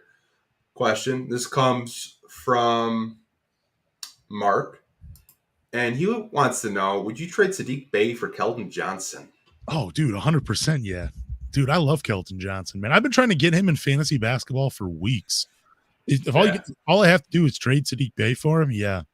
The only problem with Keldon Johnson is he's 6'5". I don't like the size at the 3 spot from him, but it's positionless basketball. So, yeah, but I really like Keldon Johnson, 6'5" or not. He's a hell of a player. Hell of a player. Yeah, I'll take him. Yeah, I don't think that's even an option. You'd have to offer the Spurs a lot because that's like one of their main focal points right now. Yeah. And he's a player that San Antonio has developed into an all-around player. And, like, if Saddiq Bey went to San Antonio, I'd be terrified. I'd be absolutely terrified. It'd be like the second coming to Kawhi Leonard. I'm telling you now, man. Like, if Saddiq Bey was in San Antonio, I would lose my shit because I know they can develop talent. I wonder what's the first thing they would work on with Saddiq Bey once they got him in San Antonio. Probably his shot. They're like, dude, we got to fix this. You're only shooting 30% from the 3-point line. Oh, man. I think we have one more Saddiq Bey question. We do. It comes from Bravo. Shout out to Bravo. Hi, guys. Do you think a Saddiq Bey trade to the Wizards for Rui Hachimura, maybe without the pick, makes sense? Yeah, I do. I think it makes sense. I think it's more of one of those where both guys are getting a change of scenery. I like Rui Hachimura's game playing off of Cade and Jaden Ivey. I feel like he does a better job of cutting and moving without the ball, so it makes sense that way. And I think for Washington, you get another guy that can create his own shot in Saddiq Bey. And maybe doesn't do it at the highest level, but he can still do it. But I would rather get a pick from the Wizards as well for Rui Hachimura, or for at least for Saddiq Bey. But yeah, I would do it if it was just like a 1-for-1. If you were to bring in one of those, if we were just trading Saddiq Bey for Rui, I would just do it 1-for-1, pick or not. Yeah, I know we were talking about this earlier when we were talking about which team we would want to trade with if these were all the teams that were actually available. We did pick Washington. I think you could do a 1-for-1 because I think Rui Hachimura and Saddiq Bey's trade value are basically the same. Yeah. I think Saddiq Bey is a little bit more of a polished player right now, but Rui Hachimura was a really high recruited player in that draft. Yeah. Was he in the Sekou draft? I want to say he was. Yeah, I believe he was in the same draft as Sekou. So, because I thought Washington was going to draft Sekou because they were mocked to take him all year. And then when they kind of reached for Rui, I was surprised. But thanks for the question, Bravo. I think that, if we do trade Saddiq Bey, it'll be something that fans will definitely not be happy about. Yeah, Rui went to number 9 in the Yeah. safety draft. Rui went to number 9. He went number 9 to Washington. Yeah, for sure. We do have more questions, which we really do appreciate it. These are probably Lance's favorite. Doesn't even like the topics. Told me before we went live he hates the topics. I did not say that at all. I love the topics. Okay, this comes from I in the moment, and it is another Saddiq Bey question, but it's not a trade question. Has Sadiq gone into a shell a bit now that there's more shooters on the floor? I just think he's trying to stand out more. I think he knows that maybe Saddiq Bey is just in himself where he's just like, look, I got to do more for this team. I don't know, but I don't know really what it is with Saddiq Bey, man. I think he's in a slump. I think he's trying to be the man. I think that he's trying to drive too much when he should just be passing out of shots and relocating. I don't know. It's Saddiq Bey to me is just all over the place. It's really just hard for me just to pinpoint it, but I don't think he's gone into a shell. I don't think he's like lacks confidence. I just think I don't know what it is with Saddiq Bey. I think we've talked about this several times about Saddiq Bey. Couple podcasts ago, I told you why Killian wasn't producing. And what I said was, you have to put the ball in his hands to be effective. Yep. What do you know? The ball is in his hands, and he's having some of the best games of his career so far. What's wrong with Saddiq Bey? Why has he gone into a shell? And I, in the moment's comment. I think with Saddiq Bey, if you want to simplify his role, I think you have to stop asking him to be a 3-level scorer when he's not a 3-level scorer yet. Yep. I think with Saddiq Bey, he can get there, but I think it's another 2 years away before he's a 3-level scorer. I think the Pistons are trying to develop everybody, and they're trying to develop that part of Saddiq Bey's game, where if the 3-point shot's not there, you take it to the hole. But I don't think it's fully developed yet. I think for Saddiq Bey, catch and shoot, play defense, that's a simplified role for Saddiq Bey, and I think a lot of Pistons fans, much like myself, would like to see him kind of go back into that role where, he's shooting threes and he's playing defense. It seems like the Pistons are trying to ask him to do a little bit of everything, and he's just kind of overwhelmed, and his percentages are down from 3. I think he can get back up to league average, but I think the Pistons just need to look at him, look at the team surrounding him, and saying, how can we make Saddiq Bey a better basketball player? And I think the way you do that is you just play him the way he was played during his rookie year. Now, granted, he did have Blake Griffin, Derrick Rose, and Jeremy Grant on the team, so the offensive attention wasn't solely on him. He was like a third, fourth option, but I think he's a third, fourth option when this team is healthy. I think if you just have him, shoot 3-pointers and play defense, communicate during switches, he can get back to what he was doing his first 2 years in the league. But do you think, though, it's actually the Pistons telling him to do all that stuff, or do you think it's like Saddiq Bey just taking it upon himself to make that stuff happen? Because I think it's more of him. I think it's just because it kind of feels like he really wants it to be his team. And I'm just speculating. It's just how I feel. Like I don't know if any of that's true or not. It's just me. Like when I watch Saddiq Bey, there's a part of me that thinks like, dude, he really wants this to be his team. Like he wants the Pistons to be his team. And it's almost like he's not necessarily acting out, but he's like, questioning the parents a little bit. Well, he's like, let me see what I can get away with before they really send me to my room. And I think Dwayne Casey moving into the bench was the first part of him saying, dude, you need to go sit down in another room for a few minutes. Like, this is not working with what you're doing. So we're going to take a timeout. I'm going to take you out of the starting lineup, and we're going to try to figure this out because it's not working. And that's what I feel like it is. Like, I don't know if it's the Pistons telling Saddiq Bey, hey, I'm sure it was part of the conversation. Like, hey, in part of your development, we need you to do this, this, and this. But then after a while, they're like, all right, let's just scale it back. We don't need you doing all that stuff anymore because it's not working. And I think Saddiq Bey got in his head, was like, no, fuck you guys. I can do this too.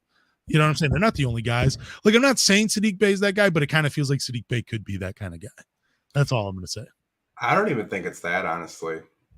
I know we talked about a couple weeks ago about how the Pistons, they'll bring in a role player and they're like, well, we know you could shoot, but we'd really like if you could pass and defend and block shots, right? Yeah. When they have a role player, they try to play him out of his role. And I think you go back to that draft. Saddiq Bey was the best small forward out of his draft class. You can't debate that. He was the best small forward out of his draft class. And the reason why he was the best small forward out of his draft class is because he could shoot threes and he could play defense. The Pistons have said, okay, we know you can shoot threes, but now we want you to become this 3-level scorer. We want you to develop a post game. We want you to take it to the basket more. They're trying to develop him so fast that I think they just need to slow down a little bit. They need to focus on one thing for him to work on. Like, you can't say we want you to shoot threes. We want you to, have a post game and take it to the hole. Like, you need to simplify his role. And the sooner you simplify his role, the less we have to talk about him. He's having a down year. Like, it's his team. Like, I don't even think that. I think Saddiq Bey just wants to have team success. I think he's a team player. I don't know why you think that when you're watching him. Maybe it's just because he chucks a lot of shots. Oh, me personally, I don't know, man. I don't know. I guess I try to put myself out on the floor sometimes. Like, how would I react? I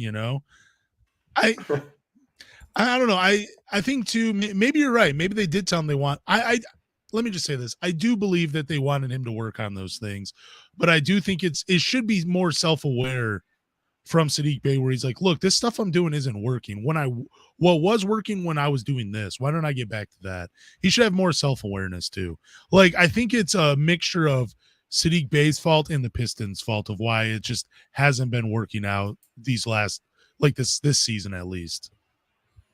Yeah. Like I said, I still have a lot of high hopes for him because I saw the flashes. I've seen the flashes the past 2 seasons where there's something there. It's untapped potential.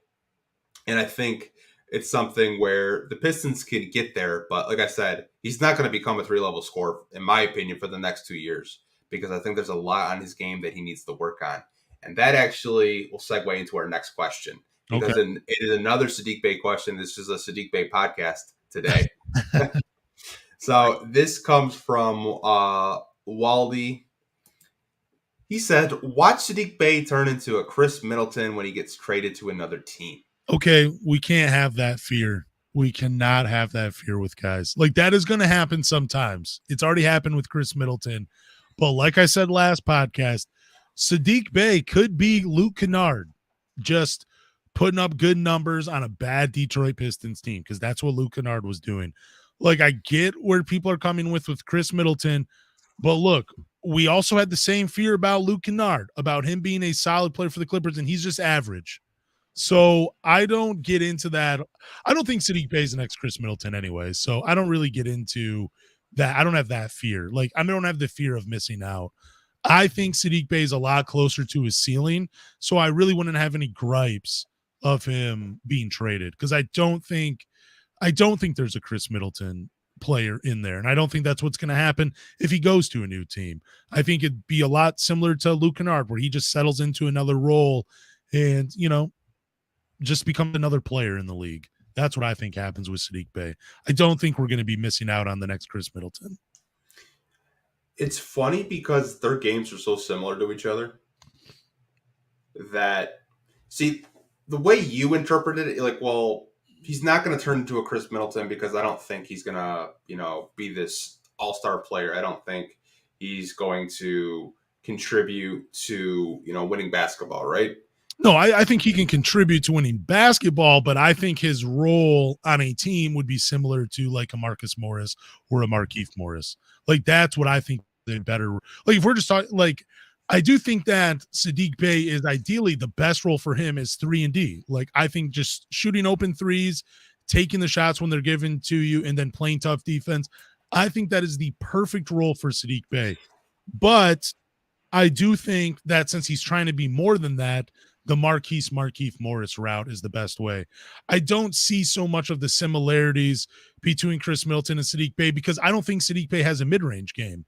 Like, the thing that Chris Middleton, what makes him so successful is, even if you try to run him off the 3-point line, you can't defend it because his first instinct isn't just to drive to the hole. Like, he can stop and pop.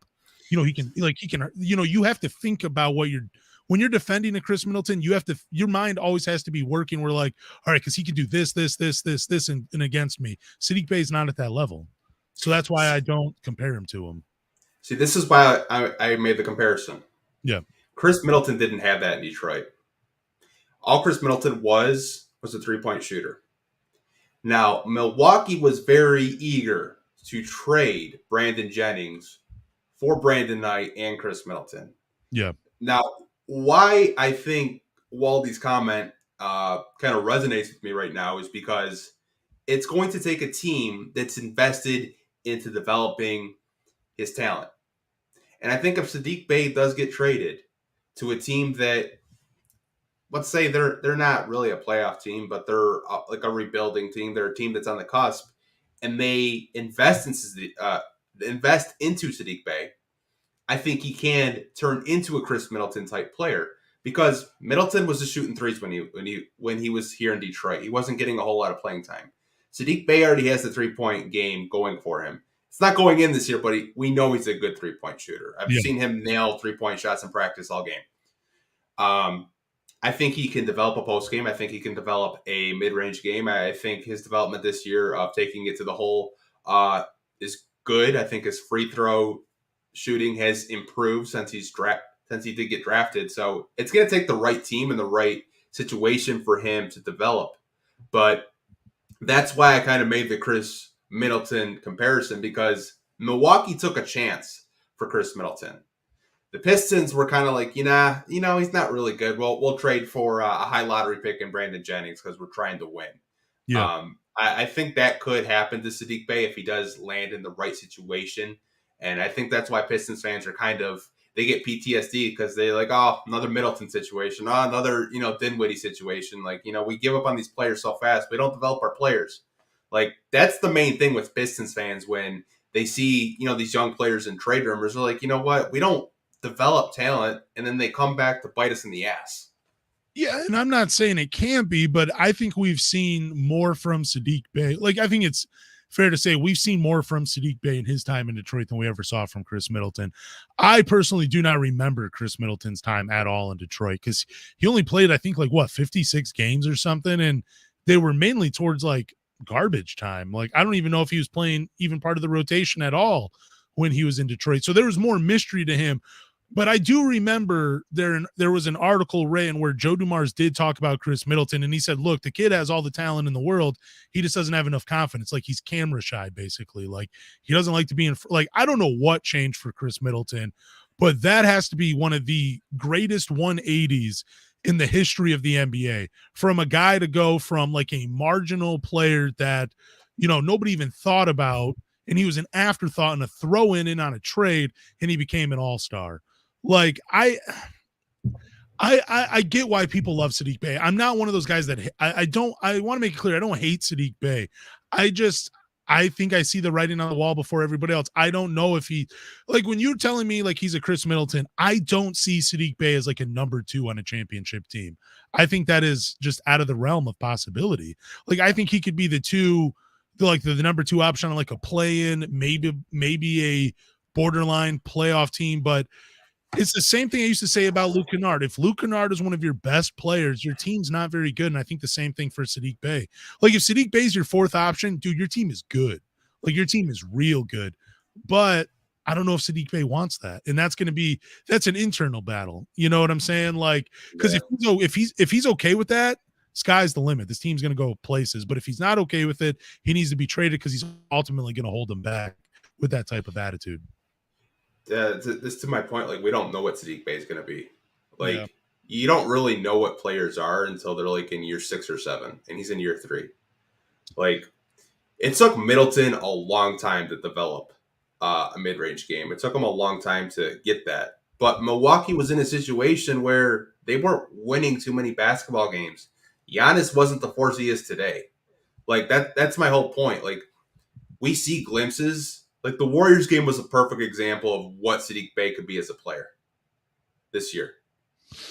That's what his floor is of, a guy that can get to the basket, can shoot 3-pointers, has an all-around game. I think that's my point is we just don't know. Like, I know you comped him to Luke Kennard, but Luke Kennard at its peak, he's just a role player. I Yeah. think Saddiq Bey has a way higher ceiling than Luke Kennard did. And like I said, he doesn't really get to play that much because you have Kawhi Leonard and Paul George on your team, and you have championship aspirations. I think if you were to give up on him so soon, it could bite you in the ass in a couple of years. I mean, I think it could from maybe one game, but I don't think if they were to trade Saddiq Bey, I think in 5 years from now, we're not going to be like, damn. We gave up on Saddiq Bey and look what he turned into. I don't know if that's what's going to happen with Saddiq Bey. It sucks that it happened with Chris Middleton. That was a miss. I blame the Pistons for not seeing the talent. But with Saddiq Bey, and originally I comped him to Danny Granger, and I'm comping him now to Marcus and Markieff Morris.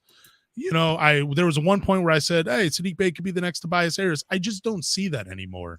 I just see, and I don't want to say he's going to be just like Luke Kennard. I'm just comparing you to the tier of player I think he could be in, where they look really good on a bad team, but on a better team, they kind of just feel like another face in the crowd. That's it. I don't think that should be I don't want people to take that as an insult either. Like, I'm just trying to be realistic and impartial, about all this. Yeah, it's just, I see the potential there, and I would hate to lose it just because we're not patient enough to develop it. What would you hate? What would you hate more? But I mean, would you hate if they held on to him too long? Like if this was Saddiq Bey's highest, this was the highest trade we could get. Like his value was never going to be higher than it is this season. Wouldn't you hate more that you held on to him and didn't trade him? Wouldn't you hate that more? No, because if I tried to develop him and it didn't work out, then I can live with that. I couldn't live with being impatient and just making a rash decision. Like, I know we talked about like holding on to Andre Drummond too long. Like we should have traded him. Like, I think that was more of a team thing where they were trying to push for the playoffs and they didn't even want to hear the rebuild word. Yeah. I could stomach him being on this team, giving him a contract extension and continuing to develop his game because I think he's the hardest working player on this team. Like, we saw articles of him doing mountain training in Denver. Like, he's just built different. Like, people are like, he's had opportunities. He's had a lot of opportunities. Middleton didn't have opportunities. You're right. Middleton didn't have opportunities. He barely played. He played in crunch time. He played in garbage time. Like, he didn't really get to play that much unless there was an injury. Yeah. I just think there's something there with Sadiq, and I think it would be really foolish of the Pistons to just kind of give up on it so soon. Yeah, I want to see the next evolution of Saddiq Bey. I'm okay with it if it happens in Detroit, and I think the next evolution is a six-man. Let me see him off the bench for a few games with a healthy Detroit Pistons. Maybe I'll change my mind. But I am now in the school of thought, like, let's try to get something for him right now. I mean, again, I do think that a guy like Saddiq Bey can help you out, but it's more in the role of a Marcus Morris, Markieff Morris type. I don't want your team's not going to be very good if Saddiq Bey is one of your main guys. That's in my opinion, though. All right, well, we can move on because I feel like we could do 2 hours of the Saddiq Bey talk. Yeah, we're almost there too. Oh man, right. So this is actually a Killian Hayes question. It comes from D Buck. Saw him in the comment section. I don't know. They were arguing about the Pacers and Ben Mather, and like they weren't even watching the stream. They were just arguing. I don't even know how the conversation started, but I'll have to read the comments later and see how it started. He asked, when is it time to trade Killian Hayes? Hey man, he asked you. He didn't even ask me. I know. So this is kind of interesting because you have so many guards, but right now your 2 lead guards are out. Yep. And your only backup point guard is Corey Joseph and Killian Hayes. I think I want to keep Killian Hayes for another year just to see what's there. Because these last couple of games, he seems more confident and the game has slowed down a lot for him. He's starting to get to his spots. The game he had last night was really great. I think he impacted the game. I think he was a big reason why the game was so close. Just his defense. This West Coast trip has been something that I think the Pistons have been missing all season. I'm not ready to pull the trigger on trading Killian Hayes because I don't even know what the trade market would be. I don't think it would be that high because he hasn't really put a bunch of games together. Like you look at players in his draft class, Tyrese Halliburton, for example. I mean, Tyrese Halliburton went for DeMontis Sabonis and Buddy Hield.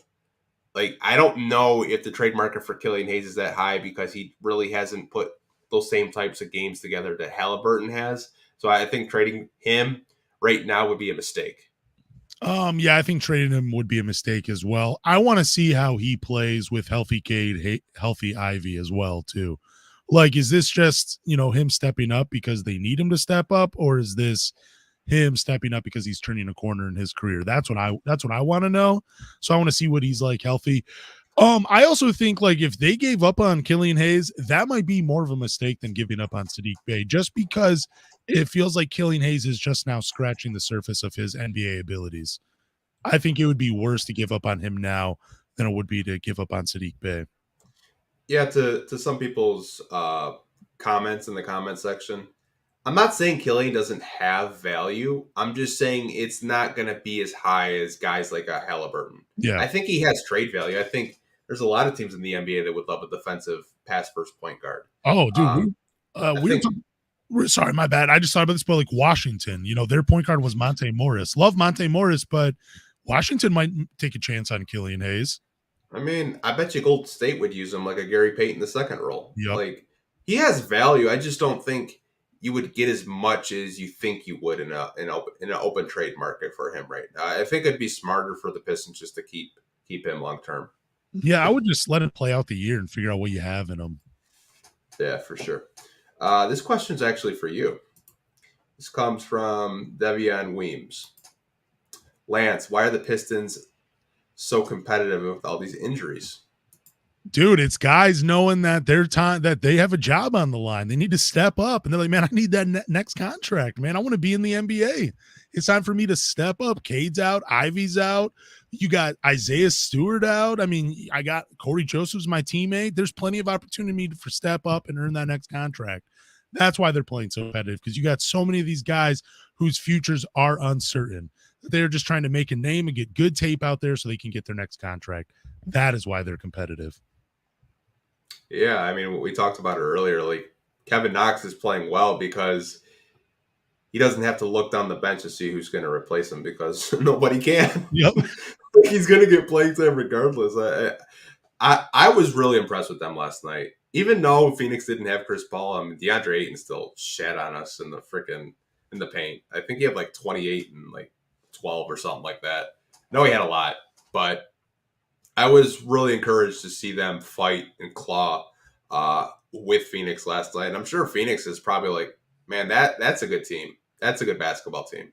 Yeah, I was laughing last night because during the broadcast, they were talking about how the Phoenix Suns had to be on a back-to-back and how they would want to rest some of their starters. And they're like, yeah, we're playing against Detroit. We're going to be able to rest our guys halfway through the second quarter. Nope, not last night. That was awesome. I love when the Pistons just – I don't know if you know this about me, but I'm kind of an instigator. So when a team comes in and just spoils someone's weekend, that is awesome to me. And I'm glad the Pistons did that for the Phoenix Suns. That was cool. Yeah, same here. I think it's pretty funny when teams like, oh, we got Detroit on the schedule, we can rest. Yep. And then like they just play their heart out. But that was really all the questions we did have that I just see during the broadcast. Like I said, most of the comment section tonight was people in here. I saw Apollo doing it. I saw a couple of you guys in here. I don't even know how Benedict Matherin's name came up because we didn't talk about him, I don't think. You talked about Indiana. You mentioned him. You didn't mention Benedict Mathurin, though. No, I mentioned how impressive they are this season of being a 4 seed and, being competitive because I thought Indiana was kind of on the same playing field as us, but I'm solely mistaken because they're a 4 seed right now and they're playing really good basketball. And shout out to them for that. But I was gonna say too, I texted you last night how cool it was to have that many guys from the state of Michigan into in an NBA game last night. We had Dwayne Washington Jr., Devin Booker, and Isaiah Livers, all from the state of Michigan. 2 guys from Grand Rapids, 1 guy from Kalamazoo. I thought that was really cool to see that last night. That was pretty sweet. And I don't know if I missed anybody, but I just thought it was cool to have that many guys from the state of Michigan, playing in the NBA. That was really cool to see. All right. So I know when you texted me that, I had deleted the text I was going to send. I'll be like, yeah, one of the 4 is actually a good player. Devin Booker's the only real good player on the floor right now. Yeah, he's amazing, but it was kind of cool to dude, so I was looking up Dwayne Washington because I wanted to make sure before I texted you that he was from Michigan. Guess who his uncle is? Derek Fisher. Idea. Derek Fisher is his uncle. And his dad. Wow. Yeah, and his dad played in the NBA. His dad is, obviously brothers with Derek Fisher, but yeah, his dad played Dwayne Washington Sr. He played in the NBA as well. So that was pretty cool. And I think there was a moment in there where he was saying, oh, no, never mind. That was a documentary I was watching. I did want to say one thing, too, because you got me interested in that Sekou Doumbouya draft. Dude, guess who the last 3 picks were of that draft class? I have no idea without cheating. It went Jordan. The last 3 picks of the first round went Jordan Poole, Keldon Johnson, and then Kevin Porter Jr. The last 3 picks, and we ended up getting Sekou in that draft. Dude, it sucks that we didn't have cap space for Kevin Porter Jr. because he would have been really good on this team. God, I hated when they let him go, man. I loved Kevin Porter Jr., man. It's because we didn't have money. Like, people don't understand that. Like, the fact that we got John Lure for a first, that's Stefanski's goated for that, but I forgot about that. Damn. Yeah, that's how we had the 30th pick, but then we had to trade it for 3 seconds to the Cavs. I hated that. All right. Yeah. Are we good to close this out? We are. Thank you guys for listening. I know Lance is going to tell you guys where you can find the podcast, where you can support the podcast. So tell them where they can find it. Yeah, thank you guys again for listening to the Pistons Talk Podcast. Follow us on Twitter. Follow me at Lance Caprosi. Follow my man Anthony at Pistons Talk across all social media platforms.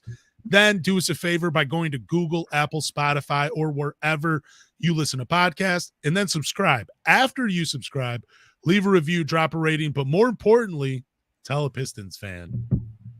Peace, fellas.